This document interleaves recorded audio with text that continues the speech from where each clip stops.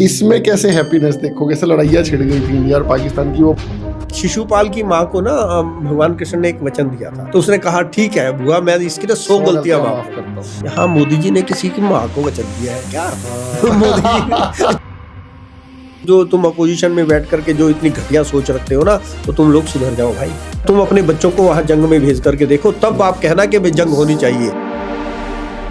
हमने बचपन में कभी डिप्रेशन वर्ड भी नहीं सुना था, क्योंकि हमने एक शब्द सीख लिया है और हम उसका इस्तेमाल कहीं करना चाहते हैं। हमेशा यह सुनने की आदत है, चाहे आप राम को देख लो, चाहे आप कृष्ण को देख लो, वो कारागार में पैदा हुए हैं, वो वनवास में गए हैं। आप जो बोलते हैं वो हो जाते हैं। आपको कभी भी नेगेटिव शब्दों को इस्तेमाल नहीं करना चाहिए। यहाँ पे LOC लग जानी चाहिए कि किसी भी घुसपैठिए को मैं अंदर नहीं आने। बच्चों में चिड़चिड़ापन बहुत ज्यादा हो गया है सर। हम सब ना ओवर पेरेंटिंग करते हैं। मोबाइल हम में से किसने दिया बच्चों को? हमने दिया। हम उन बच्चों को क्वालिटी टाइम दें। जिस दिन प्रॉफिट होता है उस दिन तो वो आसमान में होता है, जिस दिन लॉस होता है वो इतना चिड़चिड़ापन हो जाता है उसको। हुआ रस, मैं कौन हूं जो मैं उसको सुधारना चाहता हूं? कोई चढ़ाई पे रिक्शा वाला जा रहा है, आप उसके पीछे गाड़ी लेके जा, कंटिन्यूअसली हॉर्न। आपको दुखी होने का कोई जरूरत नहीं है, क्योंकि वो अपनी एक्टिविटी के कारण दिखाई दे रहे हैं। आप क्या करें, तो इस समय का सदुपयोग क्यों नहीं करते? हमारा कोई पॉडकास्ट ही लगा दें तो निश्चित रूप से आपको कोई ना कोई ज्ञान की बात मिलेगी।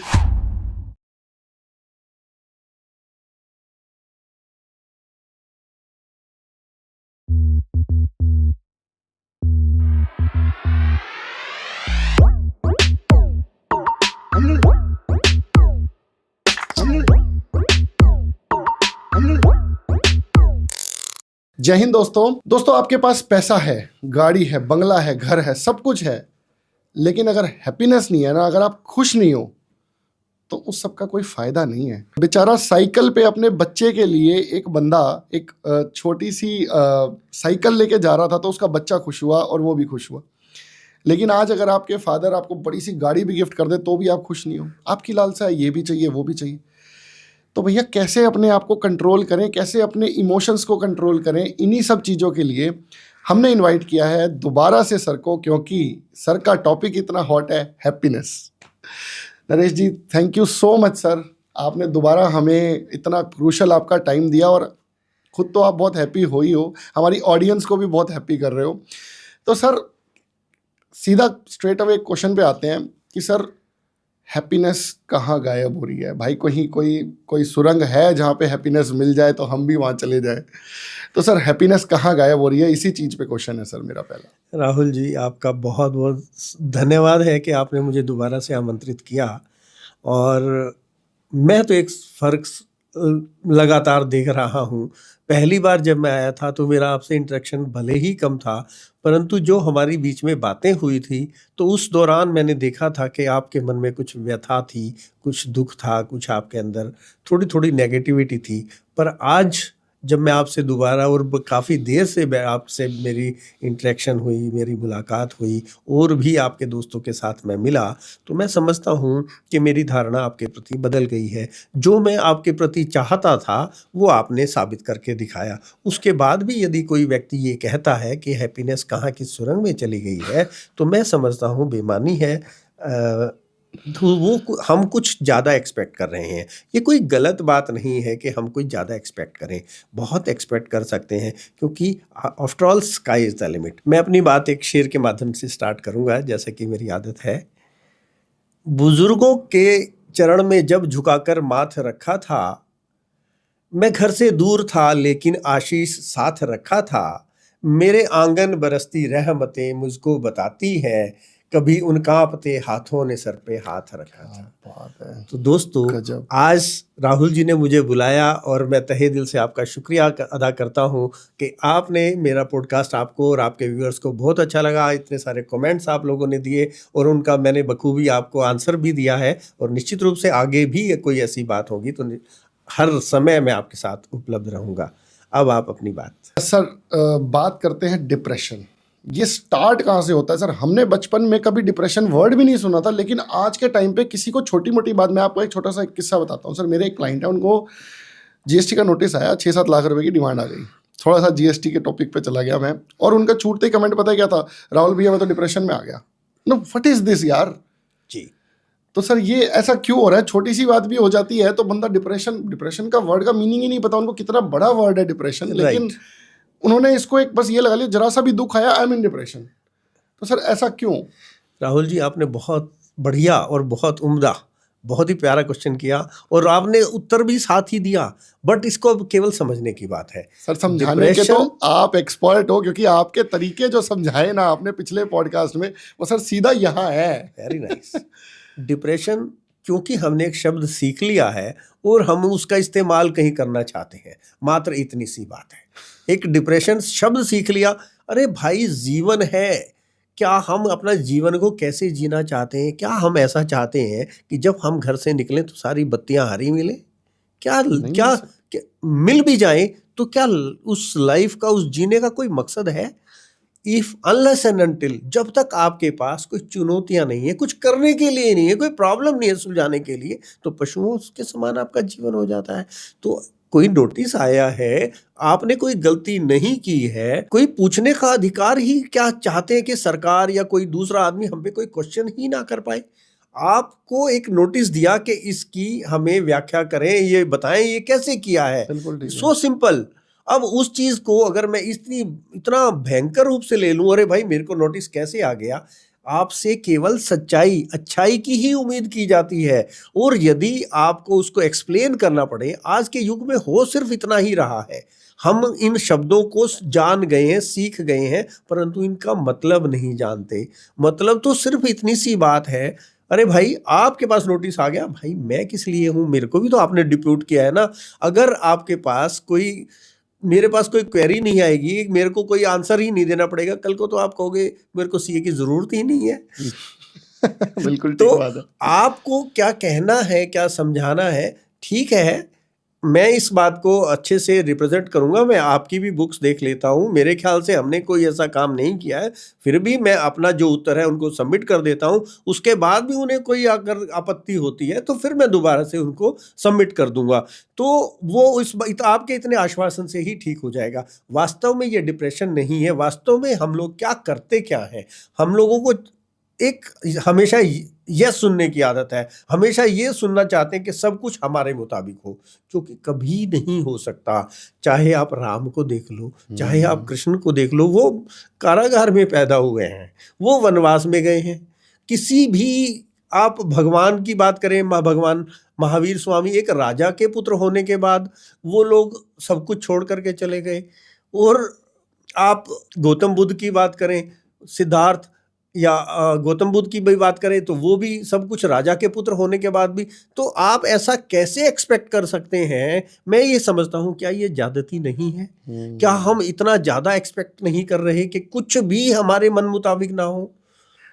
ये सांचा ये किसने बनाया है? ये हमने अपने आप ही बनाया है कि सब कुछ हमारे हिसाब से ही होना चाहिए। ये कभी किसी के हिसाब से नहीं हो सकता। भगवान कृष्ण ने भी तो यही कहा है ना, तू वो करता है जो तू चाहता है और होता वो है जो मैं चाहता हूं। अगर तू चाहता है कि वो हो जो तू चाहता है, तो करना शुरू कर वो जो मैं चाहता हूं, तो होगा वो जो तू चाहता है। तो निश्चित रूप से यदि आप इतनी सी बात पे घबरा जाते हैं, तो ये छोटी सी बात है, ये इतना सा बात है कि कोई बच्चा या जरा सी आपको ठोकर लग गई, तो उसमें तो फिर भी चोट लगने की संभावना है, एक नोटिस आने में क्या दिक्कत है?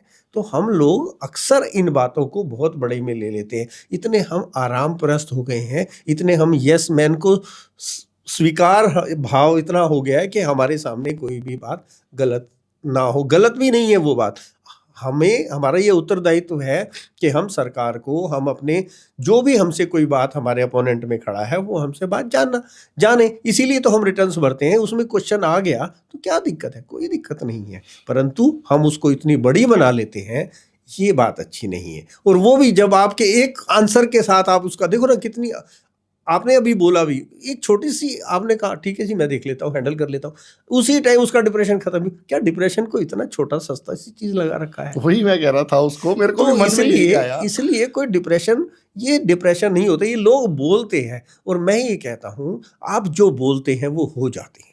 इसलिए अपने शब्दों का चुनाव ना बड़ी सुंदरता के साथ बड़ी केयरफुली करना चाहिए।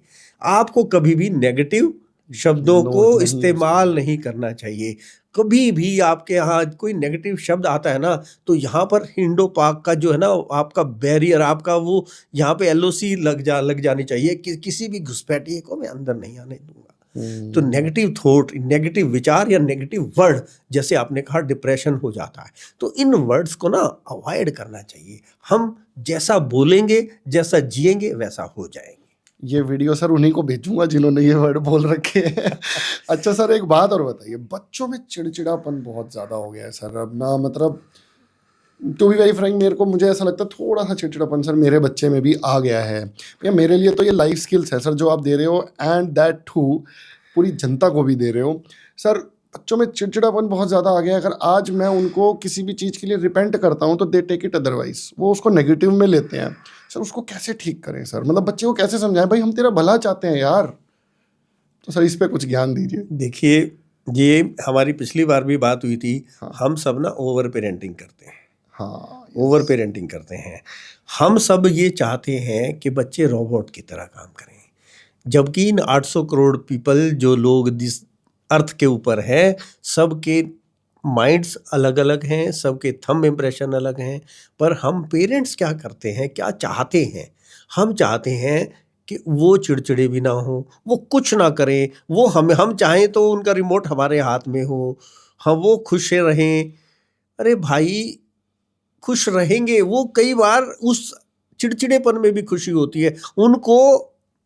क्या चाहते हो आप कि मेरा बच्चा हमेशा मुस्कुराता ही रहे? जैसे सर एक छोटा सा एग्जांपल देता हूँ मैं, सपोज वो फास्ट फूड खाने की जिद कर रहा है, राइट। मैंने एक दिन खिला दिया, हाँ। 2 दिन खिला दिया, अब डेली तो नहीं खिलाना ना सर, तो नहीं। कैसे समझाएं सर? यस, देखिए मैं फास्ट फूड पे बाद में आऊंगा। ठीक है। जनरली मैक्सिमम लोगों का क्वेश्चन ये होता है कि मेरा बच्चा मोबाइल के साथ बहुत ये भी एक बहुत एडिक्टेड बड़ा है। क्वेश्चन है। मैक्सिमम लोगों का ये होता है। उसके बाद हम फास्ट फूड, और मेरे ख्याल से वो भी कवर उसी में हो जाएगा। मोबाइल हम में से किसने दिया बच्चों को? हमने दिया। वो नहीं जानता था।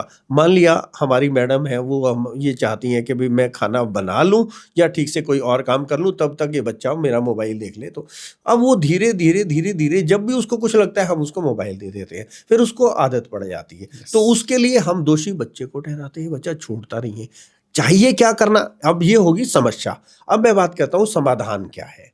समाधान क्या है? चाहे किसी भी बात के समाधान पे एक ही बात है, हम उन बच्चों को क्वालिटी टाइम दें। अब वो क्वालिटी टाइम क्या होगा? ना हम खुद फोन पे लगेंगे, ना बच्चे को देंगे, ना हस्बैंड वाइफ ना बच्चा। तो हम उनके साथ खेलेंगे। जब हम हस्बैंड वाइफ रात को घर पे आते हैं और बच्चे के साथ हम आपस में अच्छी अच्छी बातें अपने दिन की डिस्कस करेंगे कि मेरे साथ ये हुआ।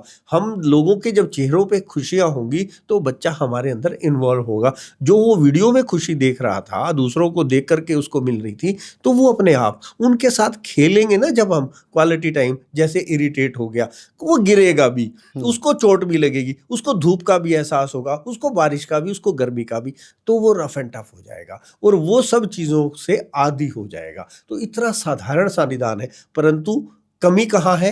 बच्चे में नहीं है कमी। हम लोग बच्चों को टाइम ही नहीं देते, जो टाइम हम कर सकते हैं सब चीज़ें। अब फास्ट फूड की बात है, ज़रूर बताएं। मैं अपना एक बिल्कुल लाइव एग्जांपल देता हूँ। मेरे बिटिया है, कज़न है, वो मेरे घर जब छुट्टियों में आती है तो उसकी 2 बेटियां हैं बहुत प्यारी प्यारी सी। तो उनको लेकर के जब वो आती हैं, तो जब वो बच्चे सुबह ब्रेकफास्ट भी करते हैं ना, तो वो ये बताया जाता है उनको, ये आमंड खाने से, वो आपस में डिस्कस करते हैं। मैं देखता हूँ, मुझे कितना अच्छा लगता होगा। ये आमंड खाने से ये होता है, इसमें ये न्यूट्रिशन है, इसमें ये न्यूट्रिशन है। छोटे छोटे बच्चे जब ये बात करते हैं कि भाई ये खाने से ये होता है, ये खाने से ये होता है, तो उनको ये भी बात पता चल जाएगी कि फास्ट फूड खाने से क्या होता है। तो जब हम उन चीज़ों, उनके अंदर ये अवेयरनेस डाल देंगे कि बेटा ये खाना अच्छा है, तो आप, मैं बिल्कुल लाइव एग्जांपल के साथ बात कर रहा हूं कि ऐसे बच्चे हैं आज जीवन में, और वो अकेले तो नहीं होंगे ना, ऐसे बहुत सारे बच्चे होंगे। स्कूल में भी ये गाइडेंस देते होंगे, पेरेंट्स भी उनको देते होंगे। तो हम भी तो उन जैसे पेरेंट्स बन सकते हैं ना, कि अपने बच्चों को ये बताएं कि इसमें ये फ़ायदा है, इसमें ये फ़ायदा है, इसका ये नुकसान है, इसका ये नुकसान है।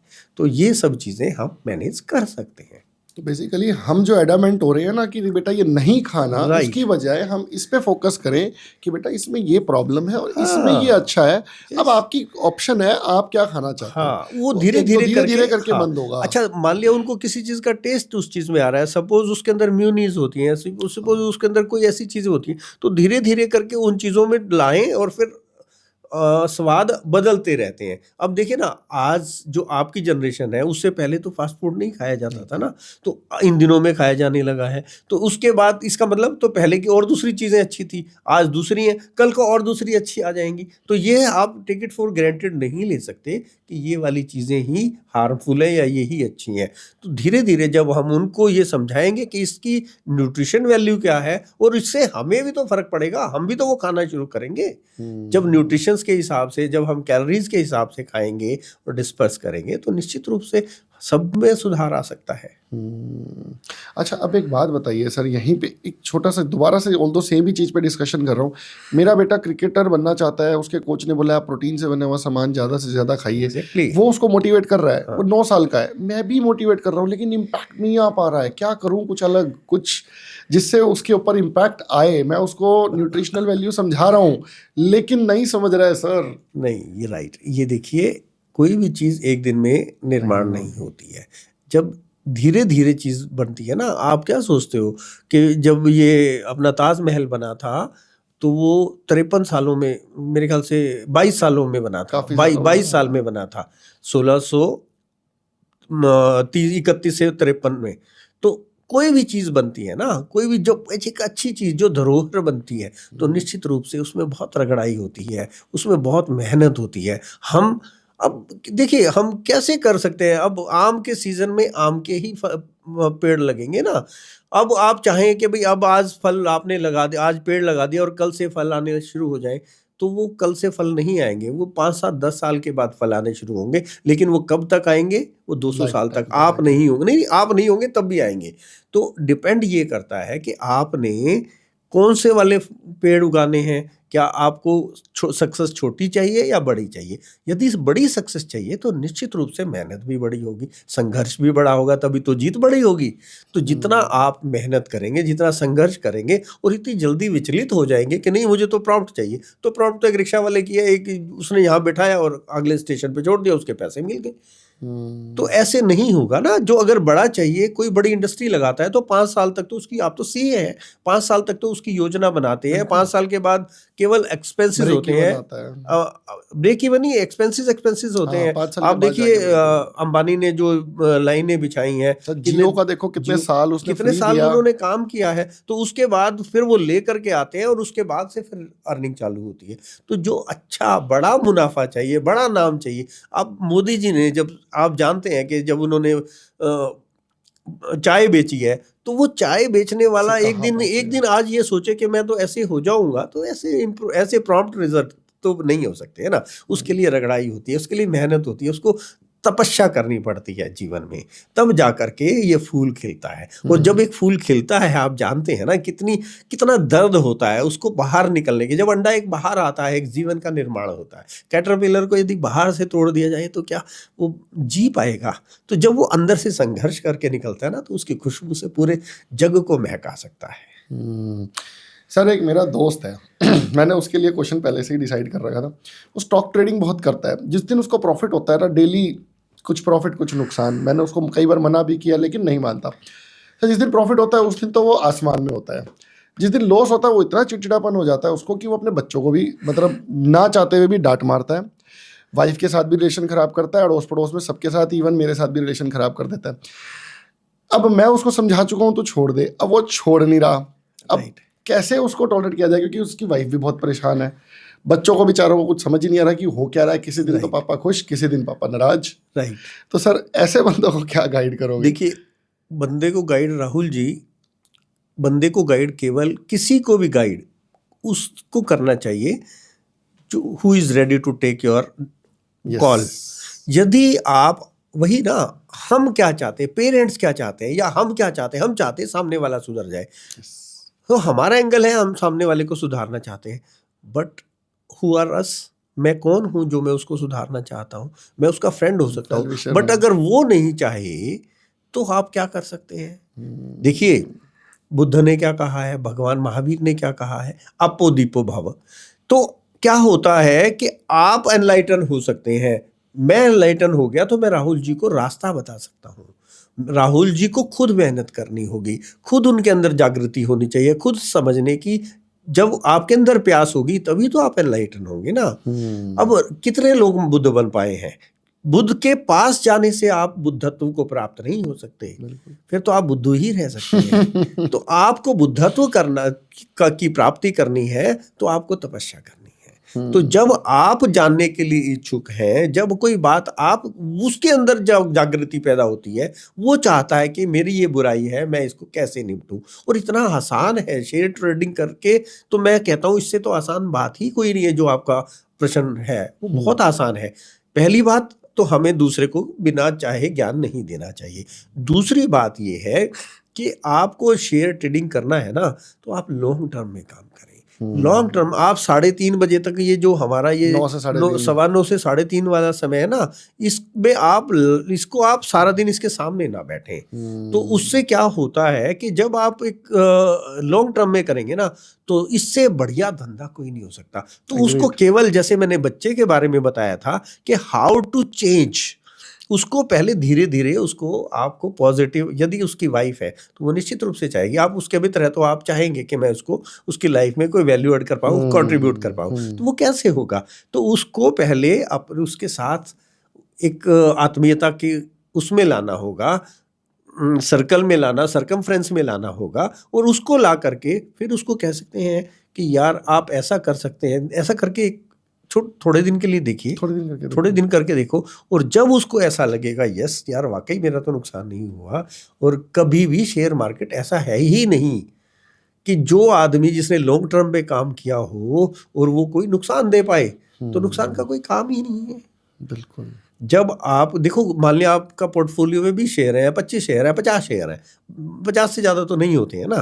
तो यदि आप और कोई भी काम, कोई भी पैसे लगाता है तो थोड़ी बहुत तो स्टडी करके लगाएगा ही ना। और लगाएगा तो फिर उसके बाद जब वो एंड में जाता है, जब वो साल के एंड में देखता है, या मैं कहता हूँ हर रोज भी देख ले, तो ये कभी कभी कहते हैं ना कुत्ते के भी दिन आते हैं, तो हर शेयर के कोई ना कोई दिन आता है जब वो डबल मारता है। तो उस दिन अपनी आप उसको कर सकते हैं। और नहीं तो आप कोई भी देख लीजिए, इतने बड़े बड़े इन्वेस्टर्स हैं जिन्होंने ये कहा कि आज से 50 साल पहले जिसने इतने रुपए इन्वेस्ट किए, आज वो किसी भी धंधे में इतने पैसे नहीं मिले हैं। तो निश्चित रूप से यदि सामने वाला चाहता है तो हम उसको, वो चाहता है तो हम उसको ज्ञान दे सकते हैं। वो नहीं चाहता और हम उसके वेल विशर हैं, हमारे परिवार का हिस्सा है, तो हमें उसको कैसे करना चाहिए, उसको मुख्य धारा में लाने के लिए उसके साथ थोड़ा सा आत्मीयता के साथ बात करनी होगी, और उसको ये तरीका बताना होगा कि इस एक हफ्ते के लिए, 1 महीने के लिए ऐसा करके देखें, तो निश्चित रूप से वो बदल सकता है।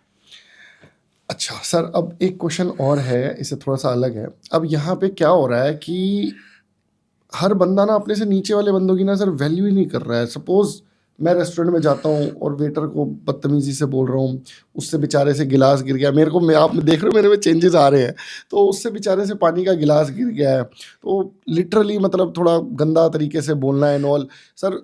अब ऐसा फील होता है कि काश मैं अगर वो वेटर होता तो यार मेरे से कोई ऐसे बात करेगा तो मुझे कैसा लगे। मैं हर चीज़ में ये इम्प्लीमेंट करना शुरू कर दिया है कि यार मैं सामने वाले को अगर कुछ भी गलत बोल रहा हूँ तो इसकी जगह अगर मैं हूँ तो मुझे क्या इम्पैक्ट होगा। हो सकता है मैं आपका आंसर ही बोल रहा हूँ, लेकिन मेरा ये क्वेरी है फिर भी लोगों के अंदर ये कैसे जगाएगा। और लोग इतने ज़्यादा सर, मतलब रिक्शा वाला, अगर कोई चढ़ाई पे रिक्शा वाला जा रहा है, आप उसके पीछे गाड़ी लेके जा, कंटिन्यूसली हॉर्न, उस बंदे का सर रोड पे से निकलना मुश्किल कर देंगे। तो सर ऐसे बंदों के लिए कुछ बताइए सर, मुझे बड़ा हर्ट होता है जब मैं ऐसी चीज़ें होते हुए देखता हूँ।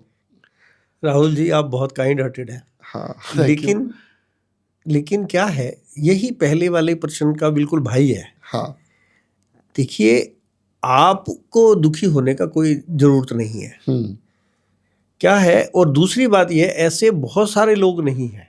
ओके। क्योंकि वो अपनी एक्टिविटी के कारण दिखाई दे रहे हैं। अलग से हाईलाइट हो रहे हैं। वो हाईलाइट हो रहे हैं, इसलिए आपका ध्यान वहां जा रहा है। आप देखेंगे कि कोई भी ऐसे, मान लीजिए एक रेस्टोरेंट में किसी एक बैरे की आपने बात की, तो एक बैरे से गिलास अगर गिरा गिर गया। है तो उसमें मान लिया 50 लोग बैठे हैं, तो सिर्फ एक ही आदमी बदतमीजी करेगा या 2 आदमी बदतमीजी करेंगे। बाकी 48 यानी कि 98% कितना परसेंट हो गया अब तो 99% तो आप बाकी के लोग वो ऐसा बिहेव नहीं करते हैं। तो हमारा फोकस कहाँ है? 98 सिर्फ एक लोग पे है जो वो ऐसा कर रहा है। इसमें कोई दो राय नहीं है, क्योंकि वो हाईलाइट हो रहा है, इसलिए हमारा ध्यान है। परंतु आप दुखी ना हो, आप ये देखें, हमें अपना नजरिया चेंज करना है। Yes. हमें अपना नजरिया देखो, बाकी सब लोग तो ठीक है, इसके साथ प्रॉब्लम है ना। आप क्यों वेटर बनेंगे? ठीक बात। जब ये व्यक्ति कभी वेटर होगा या इससे बड़ा आदमी के सामने ये खड़ा होगा तो इसकी क्या हालत होगी, आप उस बात का मजा ले सकते हैं। अब सड़क की बात आपने बोली, हाँ।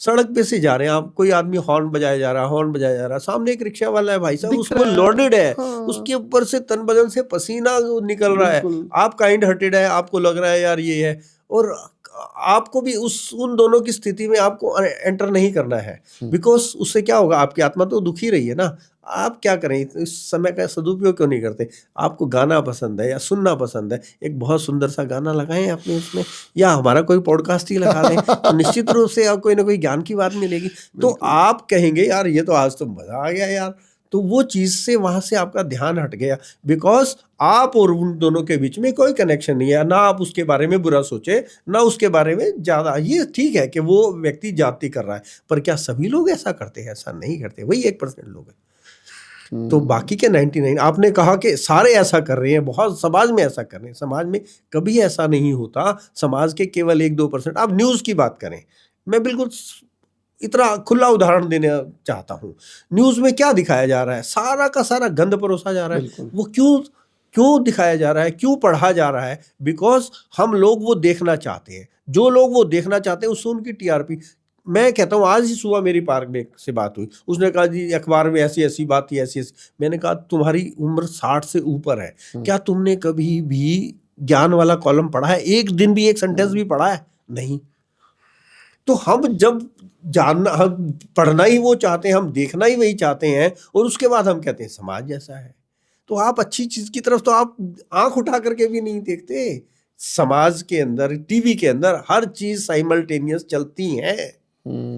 अखबार के अंदर एक कॉलम होता है, एडिटोरियल होता है। अखबार में एडिटोरियल के अलावा कुछ पढ़ने लायक होता ही नहीं।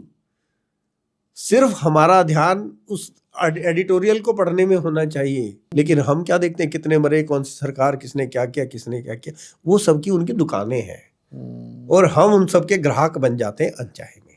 तो फोकस कहाँ होना चाहिए? अपने को इतना सुंदर बनाना, इतना अच्छा बनाना कि हमारे पास दूसरे के बारे में सोचने का समय ही ना हो। बहुत ही बढ़िया, बहुत ही उम्दा सर। ये नई चीज़ आज मेरे लिए बिल्कुल निकल के आई है, क्योंकि इस तरीके से शायद मैंने भी नहीं सोचा, क्योंकि मैं भी अखबार जब पढ़ता हूँ तो चीज़ें तो यही दिखती हैं जो आपने बताया, और एडिटोरियल बोर्ड थोड़ा बोरिंग सा लगता है। बोरिंग लगता है। मतलब आज से मेरा नजरिया चेंज होगा। नहीं, वो लगता क्यों है बोरिंग? हाँ। क्योंकि जैसे वो बच्चों को आपने कहा ना कि वो बोरिंग लगता है और वो अट्रैक्ट करता है। हाँ। जब उसको थोड़ा सा जाएंगे ना, उसके अंदर जब एक प्यास जग जाएगी, फिर आप उसके बिना रह नहीं पाएंगे। अब आते हैं सर हस्बैंड वाइफ के रिलेशन के ऊपर। आपने बताया था वुमेन्स डे पे आपने कुछ बहुत अच्छी टिप्स दी थी सर, वो हमें भी दीजिए ना सर। देखिए, रिलेशनशिप के बारे में हमने ABC सीखी थी पहले। हाँ जी। मैं समझता हूँ दैट इज सफिशिएंट। परंतु क्या होता है कि हम लोग जब प्रैक्टिकल की बात आती है, वहाँ कहीं ना कहीं हम लैग कर जाते हैं, या वहाँ पे हम भूल जाते हैं, या वहाँ हमारा डिलेमा इतना तेज होता है, एंगर इतना ज़्यादा होता है कि हम ना सामने वाले की चीज़ को समझना नहीं चाहते।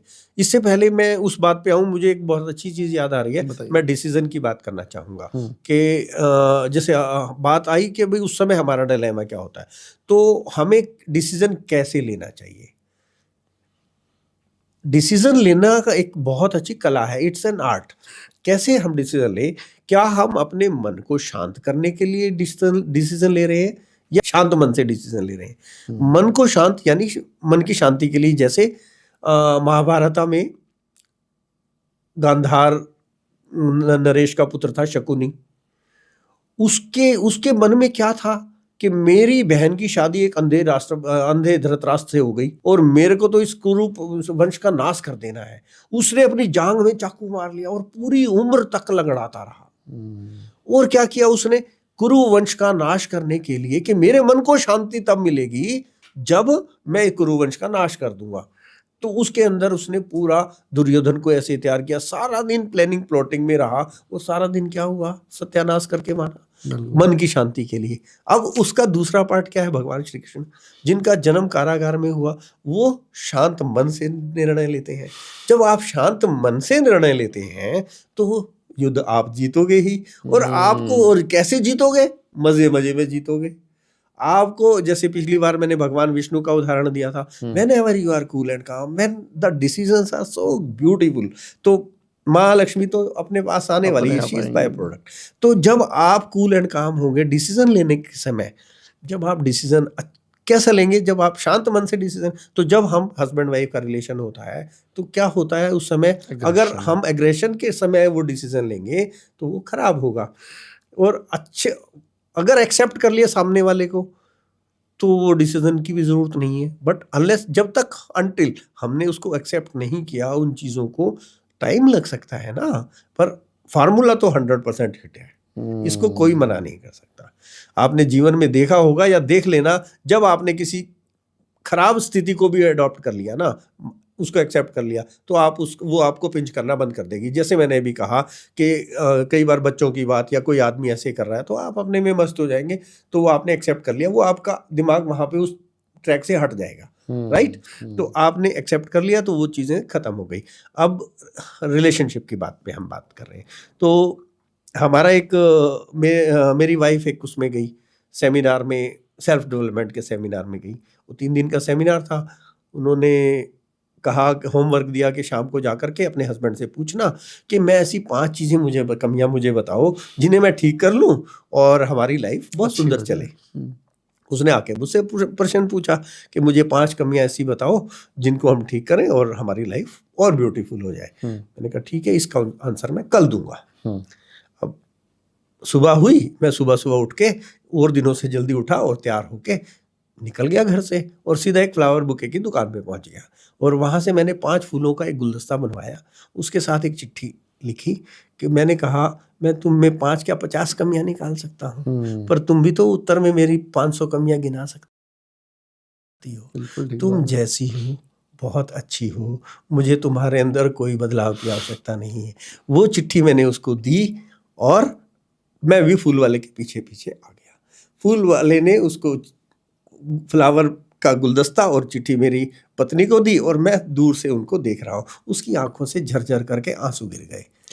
तो निश्चित रूप से ये दूसरों में कमियां निकालना, तो जब हम एक उंगली किसी दूसरे की ओर करते हैं तो 3 उंगलियां तो स्वाभाविक रूप से हमारी ओर आ जाती हैं। तो हम कमियां निकालने की बजाय उनको एक्सेप्ट करें ना, तुम जैसी हो, तुम जैसे हो, यू आर माइन टेढ़ा है पर मेरा है, तुम कह के तो देखिए, मजा आ जाएगा जिंदगी का। गजब होने वाला है, मेरी पर्सनल लाइफ तो इम्प्रूव होने वाली है भाई। गजब सर, गजब लाइन्स है ये, सीरियसली सर। इवन मैं ये एस्टिमेट लगा रहा हूँ अब कि अगर मुझे भी कोई बोले इस तरीके से तो यार मैं तो उस बंदे का ही हो गया ना भाई। तू बोल, तेरे को चाहिए क्या, राइट, तेरे को क्या चाहिए भाई मुझसे। That is the good point sir. मैं डेफिनेटली इसको अपनी लाइफ में फॉलो करने वाला हूँ और जिससे मेरी लड़ाई है ना उसके साथ तो जरूरी करने वाला हूँ कि भैया तू खुश रह भाई, और बात ठीक है, तू खुश रहेगा तो मैं अपने आप ही खुश रह लूँगा। सर अब एक जनरेशन गैप चल रहा है, 20-25 साल के जो इस टाइम के यंग पीपल हैं और जो 55-60 ईयर्स की एज के पेरेंट्स हैं, उन लोगों का सामंजस्य नहीं बैठ पा रहा। ऑल्दो शायद मैं कहता हूँ ये पहले भी था, हमेशा से ही था, क्योंकि जनरेशन गैप तो हमेशा से ही रहेगा,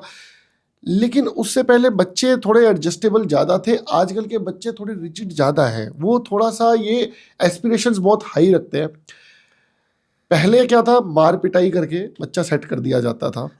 आज मार पिटाई नहीं होती, स्कूल में भी नहीं होती, स्कूल में भी कोई रगड़ाई नहीं होती और घर पे भी नहीं होती। अगर कहीं पे होती भी है तो उसके खिलाफ कंप्लेंट पहले हो जाती है कि भैया मेरे साथ मार पिटाई हुई है एंड ऑल। तो भाई अब आज के पेरेंट्स जिनके बच्चे 20-25 साल के हैं, हल्की सी भी लड़ाई हो जाती है, या तो पेरेंट्स खाना नहीं खा रहे या बच्चे खाना नहीं खा रहे, या खा रहे हैं तो मुंह ऐसे लटका हुआ है, एक दूसरे को ऐसे घूर रहे हैं। तो सर इसको कैसे मैनेज करें एज ए पेरेंट और एज ए बच्चा? मैं तो दोनों का ही एंगल लेके चल रहा हूँ। Right, it's a very good question, और ये आज की मतलब बर्निंग क्वेश्चन है और समय की मांग है।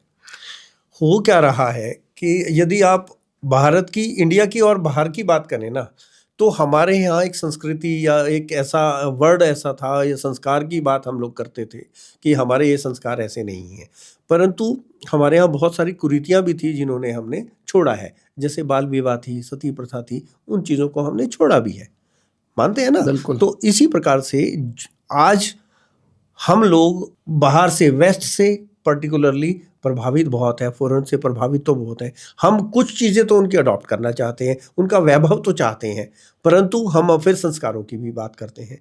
हम वहाँ उस द्वंद्व में आकर के फंस जाते हैं। क्या चाहते हैं कि हम चाहते हैं कि हमारा बच्चा ना बहुत तरक्की भी करे, शुरू से तो हम उसको उस तरीके उससे उस समय डिलेमा में लेकर पालते हैं, पोसते हैं कि ये बस मेरा है। पहले बहुत सारे बच्चे होते थे, केयर इतनी ज़्यादा नहीं होती थी, जिसने जो कर लिया जो ठीक है, जो नहीं करा सो ठीक है, पढ़ लिया तो ठीक है, नहीं पढ़ा तो ठीक है, और एक टीचर की जिम्मेदारी होती थी कि तू पढ़ा भाई, मैं तो, मेरे पास तो टाइम नहीं है। आज क्या है, एक ही बच्चा है तो वो पूरा पूरा फोकस सारा दिन उसी बच्चे पे रहता है, कैसे खा रहा है, कैसे बैठना, क्या एटिकेट्स हैं, क्या नहीं है। तो जब वो बच्चा अपन देखो, पूरे मैंने पहले भी कहा कि 800 करोड़ लोग इस धरती पे हैं, किसी के भी विचार नहीं मिलते, तो क्या हस्बैंड वाइफ के विचार मिलते हैं? नहीं मिलते हैं। तो बच्चों के साथ कैसे मिलेंगे? नहीं मिल सकते। तो बच्चों के साथ जब विचार नहीं मिलते, तो बच्चों को क्या फ्रीडम नहीं है अपनी बात करने की? बच्चों को क्या अपना अधिकार नहीं है वो बात समझने का? तो निश्चित रूप से बच्चों की बात को समझना पेरेंट्स का दायित्व है, क्योंकि बच्चे तो आफ्टर ऑल बच्चे हैं ना। आपके हमारे अंदर क्या होता है कि नहीं, हमने तेरे को पाला है, हमारे भाई नहीं पालते तो क्या करते? सभी पलते ही हैं, लेकिन हम पेरेंट्स के अंदर एक एक बड़ा अहंकार का भाव रहता है कि नहीं, हमने तेरे लिए बहुत कुछ किया है, हमने तुझे पता नहीं कैसे। अरे भाई, तुम्हें पता नहीं है तुम्हारे पेरेंट्स ने तुम्हें कैसे पाला था। दे वर नॉट सो, मतलब इतने वो, उनके पास वैभव नहीं था जितना तुम्हारे पास था। उन्होंने मजदूरियां करी हैं तो तुम आए हो, तुमने थोड़ा सा और उसको एनहेंस किया, थोड़ी सी उन्होंने नॉलेज दी, तो आपने हमें पाला और बड़ा किया। मैं इस रिवोल्ट के लिए नहीं कह रहा हूं, मैं सिर्फ अपने बड़ों को समझाने के लिए ये बात कह रहा हूं, इसको कृपया अन्यथा ना लिया जाए। तो क्या है कि बच्चों, पेरेंट्स को बहुत ज्यादा ये समझना पड़ेगा, जब हमने बच्चों को एनवायरमेंट वो दिया है, तो बच्चे उसी का, तो देखो, जो हम उसके अंदर बो रहे हैं, निकलेगा तो वही तो उगेगा फल तो वही। आएगा।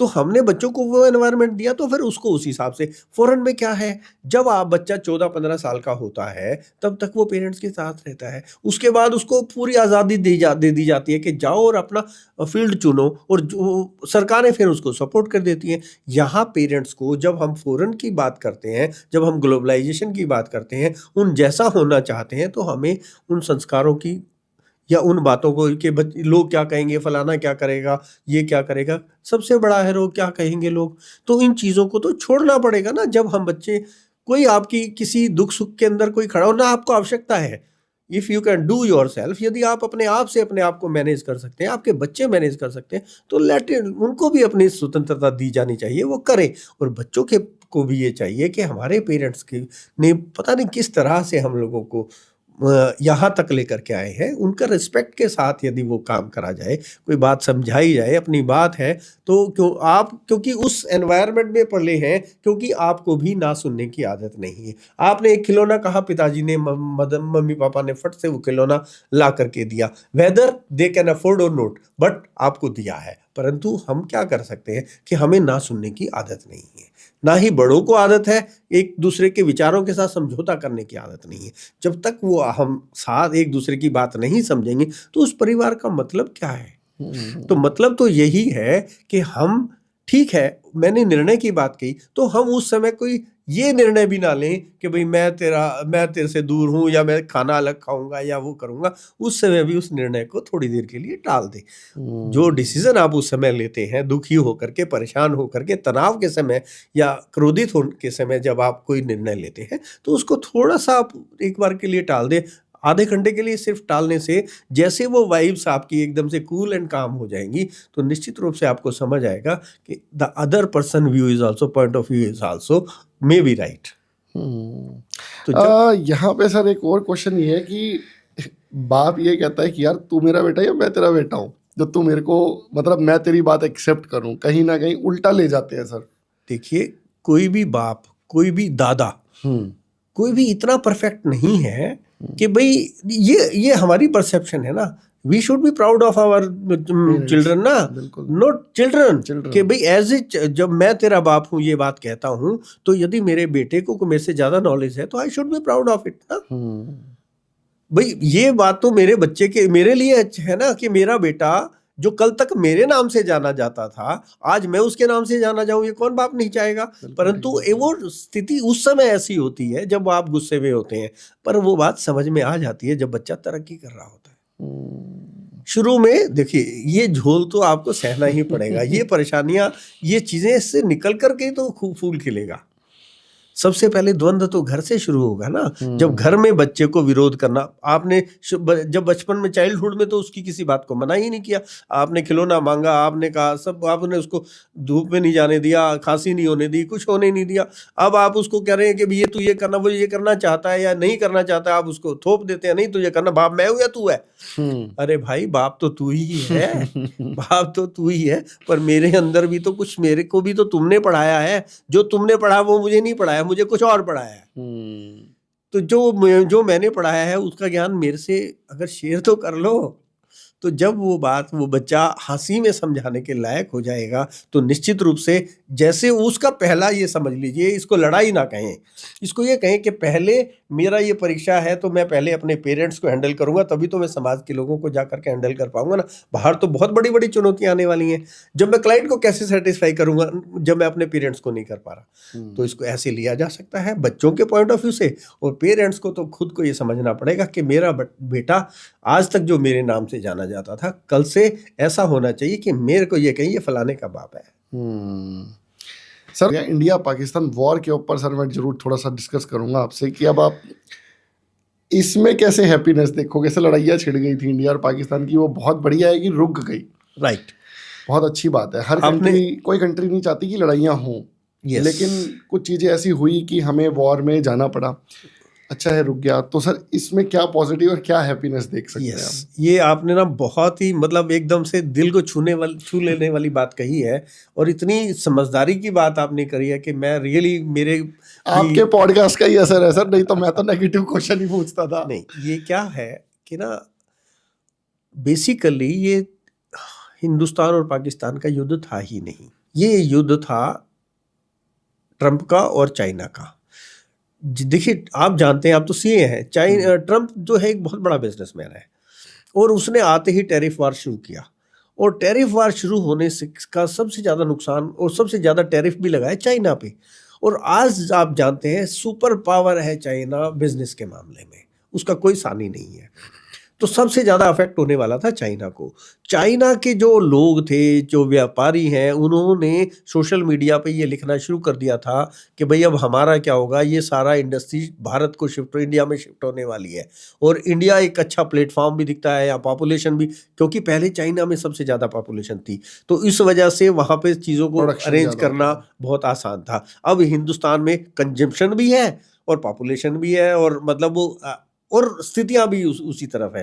भारत आज चौथी इकोनॉमिक पावर बन चुका है, जापान को पीछे छोड़ के, ये we can proud of it.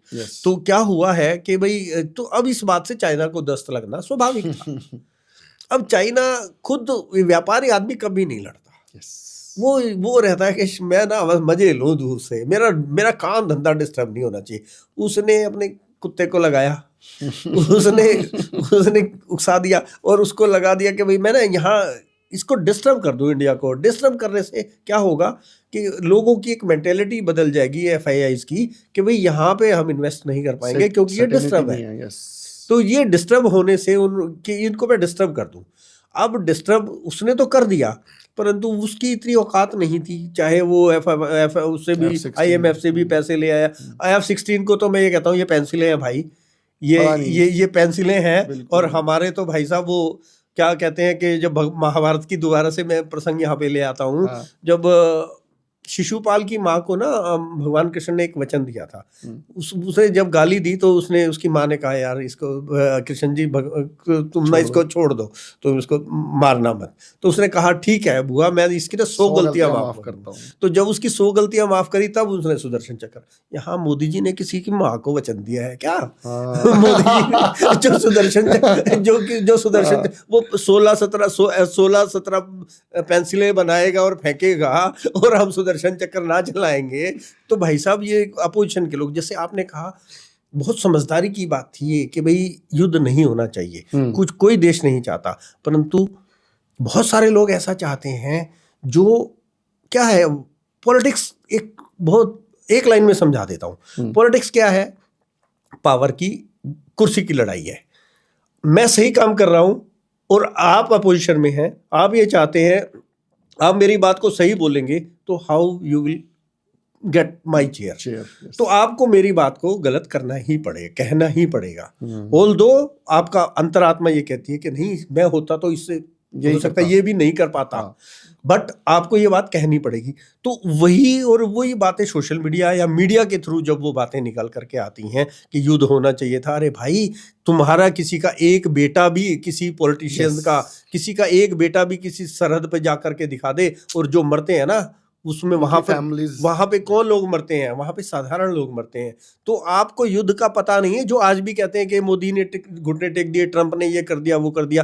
भैया तुम अपने बच्चों को कहीं खड़ा धूप में तो खड़ा करके दिखा दो, सरहद की बातें छोड़ो, तुम अपने बच्चों को बर्फ के अंदर जाकर के भेज के तो दिखाओ। एक बात रोकूंगा सर, मेरा बेटा बोल रहा था मुझे आर्मी ऑफिसर बनना है और मैंने उसको सपोर्ट किया, मेरी वाइफ ने बोला खबरदार मैं बनने नहीं दूंगी। राइट। क्यों? क्योंकि डर लगता है। तो भैया क्या डिसिप्लिन होता है, बट लेट वो उनका अपना डिसीजन है। पर मैं ये समझता हूँ कि हमें बच्चों की भावनाओं की कदर करनी चाहिए।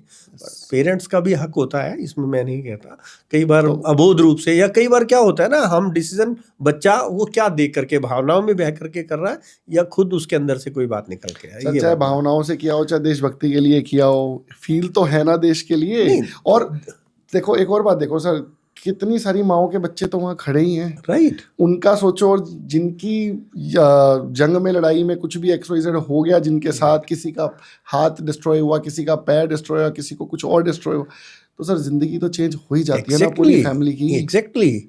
वो वॉर तो शायद 20-25 दिन के बाद खत्म हो जाएगी, उस फैमिली की वॉर तो जिंदगी भर के लिए बच गई ना। तो देखिए ये बात क्या है, ये ना मेंटेलिटी की बात करते हैं। हम ये डिसीजन की बात करते हैं। ये डिसीजन के कैसे और कब, मोदी जी का डिसीजन कितना कामनेस के साथ था। बिल्कुल। और जो लोग उकसा रहे हैं कि ये ऐसा हो गया, वैसा हो गया, ये हो गया, वो भाई तुम्हारे अंदर खाने के लिए रोटी नहीं बचनी थी, और हो सकता है तुम्हारे घर के ऊपर ही बम गिर जाता। भाई साहब हिरोशिमा और नागासाकी आज से कितने सालों बाद हैं, आज तक पुश्तैनें उनकी ऐसी खराब पैदा होती हैं। तो ये जो लोग, जो तुम अपोजिशन में बैठ करके जो इतनी घटिया सोच रखते हो ना, तो तुम लोग सुधर जाओ भाई, ये बात ठीक नहीं है। तो किसी का, तुम अपने बच्चों को वहां जंग में भेज करके देखो, तब आप कहना कि भाई जंग होनी चाहिए, तब नहीं कह पाओगे।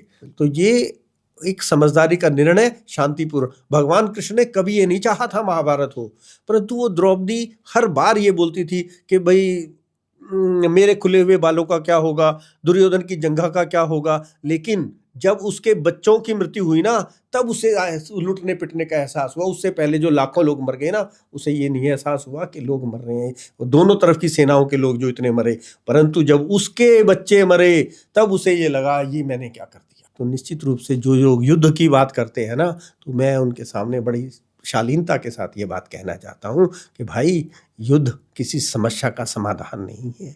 युद्ध तो फिर भी बातों से ही हल होने हैं। तो पहले ही कूल एंड काम होकर के बातें कर लो।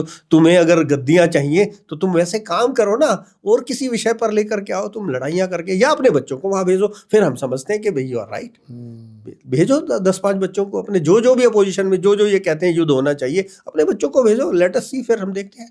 बिल्कुल। तो मेरा ये कहना है कि भाई युद्ध के बारे में तो बेसिकली ये चाइना और उसकी वार थी, और वो जो ट्रंप ने वो सारा गेम बड़ी अच्छी से प्लान किया, और वो टैरिफ भी हटा दिया, और अब सब सारा मेरे ख्याल से बाजार एक दिन में 3000 पॉइंट उठा भी था, और अब हर रोज नए सक्सेस के नए रिकॉर्ड बना रहा है। तो वो एक गेम प्लान था और होना भी है, होता भी है। अब आप एक बात समझो सर, इतनी सी लड़ाई में भी कुछ फैमिलीज तो डिस्ट्रॉय हुई हैं, चाहे पाकिस्तान की बहुत हुई हुई है। मैं तो ये नहीं मानता खाली इंडिया की डिस्ट्रॉय हुई होंगी, अब पाकिस्तान की हमसे शायद ज्यादा डिस्ट्रॉय हुई होगी।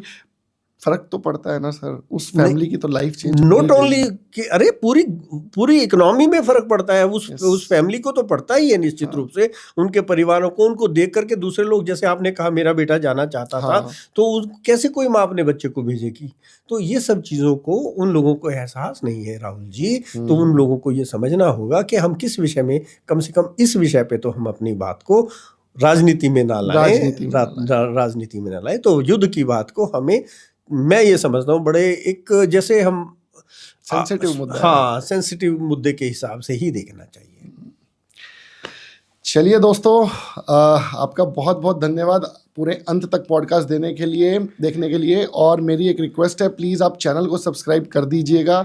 नरेश बंसल सर का भी एक चैनल है, उसका भी डिस्क्रिप्शन बॉक्स में हम लिंक दे रहे हैं, उनको भी ज़रूर फॉलो कीजिएगा। और सर का content seriously life changing content है ना, वो है। और शायद ऐसी चीज़ें ना आपको कोई नहीं सिखाएगा जो नरेश बंसल जी, मुझे तो मैं तो जो पिछला पॉडकास्ट लिया था, मुझे तब सर के बारे में इतना नहीं पता था, लेकिन I was super excited today, podcast शुरू होने से पहले भी और अब भी, कि भैया लाइफ जीने का नज़रिया अपना चेंज करो, आपके साथ सब अच्छा होगा। एक पॉइंट यहाँ पे ज़रूर बताना चाहूँगा, पिछले पॉडकास्ट से जो मैंने सीखा, पिछले पॉडकास्ट का भी डिस्क्रिप्शन बॉक्स में हम लिंक दे रहे हैं, आप पिछला पॉडकास्ट भी ज़रूर देखना। अगर आप किसी बंदे से अपना कुछ काम करवाना चाहते हो ना, तो पहले वो काम करो जो वो बंदा आपसे करवाना चाहता है, फिर जो आप कहोगे ना वो बंदा वो भी करेगा। और मैंने ये इम्प्लीमेंट किया है और मेरे साथ ये एक्चुअल में हुआ है। मैं पब्लिकली बता नहीं सकता वो बंदा कौन है, नहीं तो वो पकड़ के मुझे मारेगा, लेकिन लिटरली ऐसा हुआ है। तो करके तो देखो, क्योंकि करने से ही होगा। ठीक है दोस्तों, रामदेव भी यही कहते हैं कि करने से ही होता है। तो ऐसा ही कंटेंट देखते रहने के लिए आप हमारा चैनल सब्सक्राइब कीजिए और प्लीज़ कमेंट बॉक्स में अपनी कोई क्वेरी ज़रूर डालिए। हम नरेश बंसल सर को दोबारा इनवाइट करेंगे उस पर्टिकुलर क्वेरी के लिए। जय हिंद दोस्तों। Thank you.